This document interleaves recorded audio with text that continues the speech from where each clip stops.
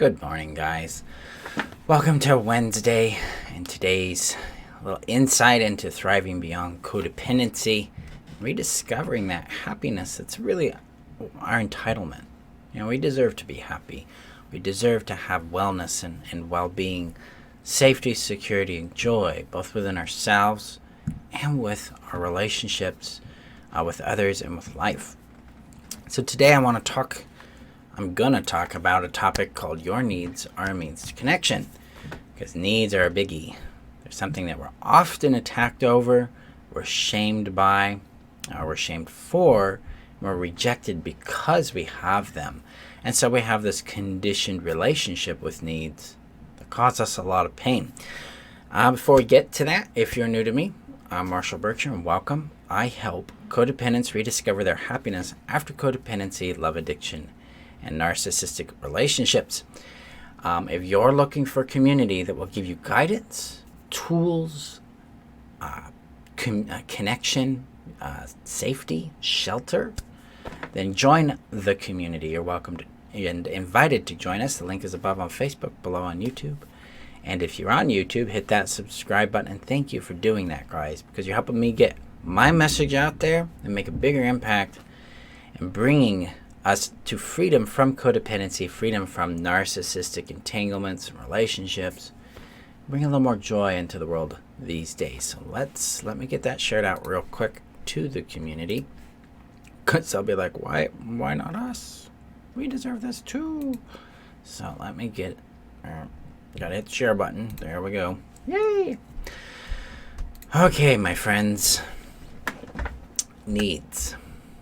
Who here has struggled with feeling like their needs are good, valuable, important? They deserve respect. Who here has experienced rejection, criticism, attack for having those needs? Who's been neglected, dismissed, pushed away, punished for having needs? I definitely have. I was pretty prominent with my stepmother. We had some big problems there with needs. She did not enjoy other people having needs because it took the attention away from her and inspired in her, from what I saw in her behavior, a lot of shame, guilt, and resentment towards needs. So from that experience, I learned to associate my needs with not being valuable. I actually associated my needs with shame, with anger, with selfishness, with being a burden, with actually harming other people. This was a message that I got frequently growing up, is that who I was, what I did, what I wanted, harmed people. And so when I had a need, I would have panic attacks. I would get angry at myself. I would hate myself. I would try to cut the need out by visualizing the need like with a knife, peeling it out of me. I would try to be needless, not have needs, not have feelings, not be a human, but be a robot, follow my protocol, so that I could not receive that kind of impact, that hate and that judgment and that criticism from other people. And so maybe I could get a little love. And sometimes they gave me that. They gave me approval, or they praised me for what such a good boy I was and how strong I was, and look what you overcame all by yourself kind of bullshit. I got that frequently. I got praised for doing things I should not have had to have done. But because it made it easier on them, because to quote, we're a burden, it's so hard raising you kids.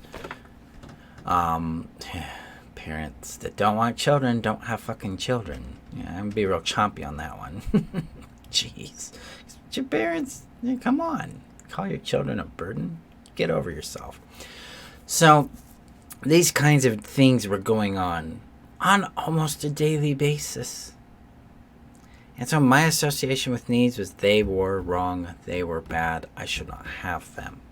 Being strong, not having needs, that was the good thing. And this resulted in an enormous amount of anxiety, depression, hurt, fear. I was unable to emotionally connect with other human beings. I was unable to develop healthy relationships. It put me into relationships that were unhealthy for me. Needs are funny because they're going to come out one way or the other.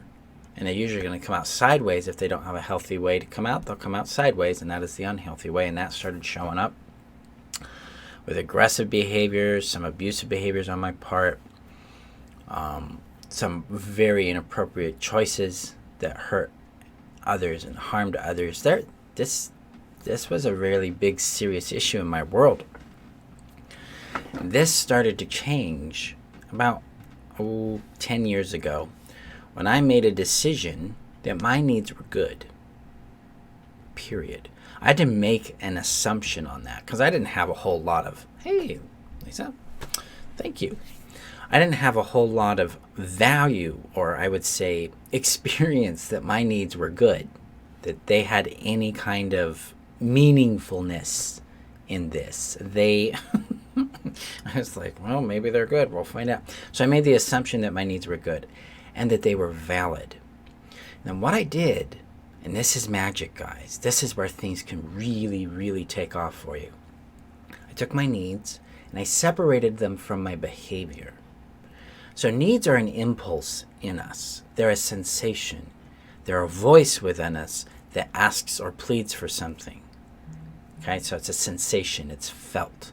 And then we put a label on. I need love. I need attention. I need acceptance. I need time. I need validation.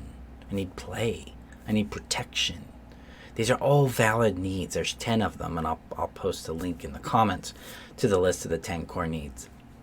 Because when we realize what they are, then we can start to meet them in healthy ways. But it's that separation I'm referencing that really matters. So I identify that I have my needs. And then I looked at how I was getting them met. Because this is the big rub with yourself and with relationships.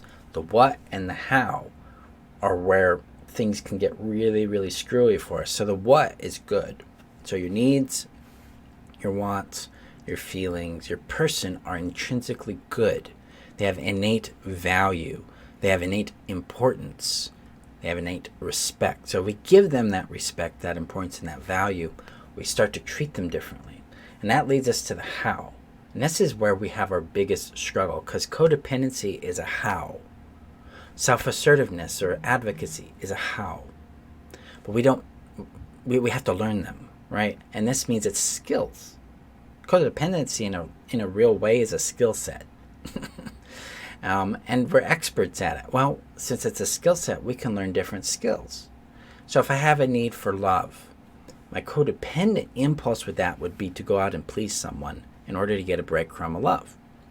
My self-advocate skill would be to go out and ask for it or connect with someone and enjoy some space and time with them.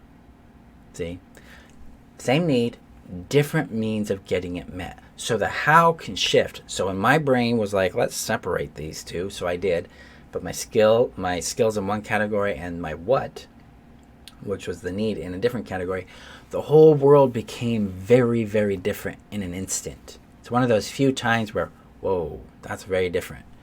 And this allowed me to connect with the brilliance of meeting my needs in different ways. See, guys,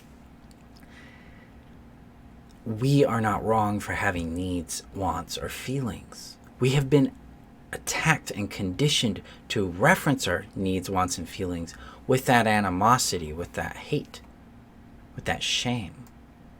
But in reality, they are good. So we got to make a leap. We got to do a little experiment and say, okay, I'm going to assume my needs are good. Now, I need to figure out how to get them met in healthy ways. So this how is your journey. Okay? And part of that how does involve reconditioning our experience or creating a new emotional association with our needs. Those of you that have been in my courses, the Happiness Strategy or the Rapid Heal courses like From Addiction to Connection or Heal, that's also called a reference point. We need to create a new reference point towards our needs that's full of importance, value, and respect for them. And there's a funny thing that happens with this, because a lot of times we really struggle with the idea of need or of skills, like how do I do it? What do I do with this? Okay, so I have a need, so how do I get it met? When you realign with your need through love, you have an instinct that comes alive. I call this your voice or your brilliance. And you start to see how to get it met in a different way. The trick is we're typically analyzing everything to death, so we miss this intuition, this inspiration that comes forward. Because I have found that people typically automatically already know how to get the need met in a healthy way. It's the realignment that is necessary, and then sometimes we can add some skills in there, if that is not apparent for the person. But when we connect with our innate value, I got thrown off there, but when we connect with our need through love, we start to be inspired to act differently. And from that action, we can define a skill and then refine it. And that's how we get our needs met. Part of that how, again, is our relationship to our need, but it's also whom we choose to meet our need with. So in my relationship approach, the way I look at relationships is 4 components. You have your what, your how, your who, and your outcome.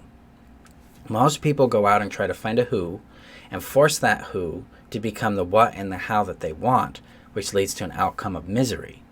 My approach, the relationship strategy, is to connect first with what we want, define how we want it, go out and meet people and see how they line up with what we want and how we want it, and then choose people who have alignment in those areas and that are available and willing. They want to do this because all relationships are built on consent. Choose that person. Then you get an outcome of organic compatibility. So you're not constantly wrestling with each other anymore about these needs. Instead, they're being met intrinsically because of the nature of the relationship you two create. So you have high compatibility, which means low friction, which means low conflict. Now, you're definitely going to have differences, and you're going to have to build bridges between those differences and refine understanding. That's normal. That's the real work of healthy relationships. But what this does is it eliminates the friction we cause by trying to get someone to be someone they aren't. It gets us out of fantasy. It gets us back to a sober reality about who they are and about how they fit us. Okay? Because your needs are good. Your wants are good. Your feelings are good. And with healthy people, they will respect, value, and place importance on those needs, wants, and feelings because they do the same for themselves. That's the key here. So your needs are good. Now, if you wrestle with shame, you wrestle with guilt around having needs and wants, you have been conditioned to vilify yourself and to displace yourself for the benefit of someone else. This is typical of narcissistic relationships. The narcissist wants, I call it the donut. They want your supply. And he can't get that if you have needs and wants that you would like him to contribute to. He doesn't want to give anything. He's there for the benefit. Or he or she are there for the benefit.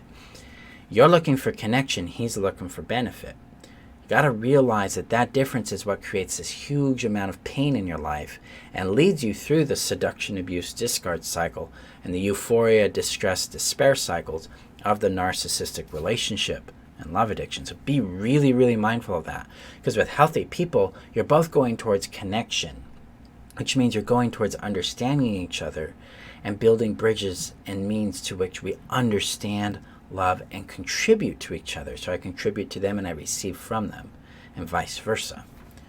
Guys, your needs are means to connection. Your wants are means to connection. Your feelings are means to connection. This is how we connect. When you look at how your friend relationships, for instance, look, or other people's relationships look, you're doing it because you want the same thing or you need the same thing and you enjoy having that fulfilled with them and they enjoy it with you. So your needs are fundamentally good. They are a beautiful space to get to know you and understand you and discover you and to discover them.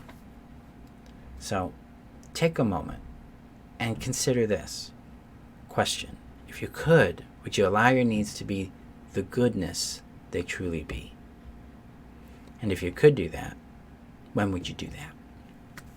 Now, if you really struggle with shame, guilt, fear, fatigue around your needs, around your person, around who you are, I invite you to join the Rapid Heal Live Mentoring membership or the solo membership. There's 2 of them depending on your income. You've got options there. And in that membership, you get access to what's called Heal. Heal is a 12-week course that takes you through healing that shame, fear, guilt, and fatigue about your person, about your needs, about your wants, about your feelings.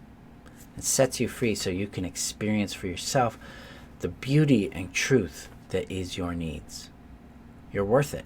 You're definitely worth knowing, loving, and keeping, and that comes through understanding and having your needs met in healthy ways with healthy people. So guys, I appreciate you showing up. Thank you for the comments. Thank you, Lisa. Thank you. This is brilliant. I appreciate that. Anna, meeting one's needs and feelings is so overwhelming, but it's so good. Yeah, it is, especially if we're not used to receiving needs, receiving our needs being fulfilled. That can be very overwhelming. And then overwhelming and contributing to someone else, just make sure that's within your capacity and you're not pushing yourself beyond your limits, because that is a codependent habit there. Guys, I appreciate you. Remember that you're worth knowing, loving, and keeping. If you're interested in that Rapid Heal system, the link is below. It's underneath Phase 1, Healing Yourself. Check that out, because you're going to set yourself free from that fear, guilt, shame, and fatigue that keeps you trapped in cycles of unhealthy relationships. Further with that, you also get access to the From Addiction to Connection system, where you break free of your love addiction, trauma bond, and begin to restore real connection, peace, and sanity back to your life. Because I'll tell you, sanity is a biggie. We need that. So I appreciate you. Be safe, be healthy, and I'll see you in our next video. Okay, bye-bye, guys.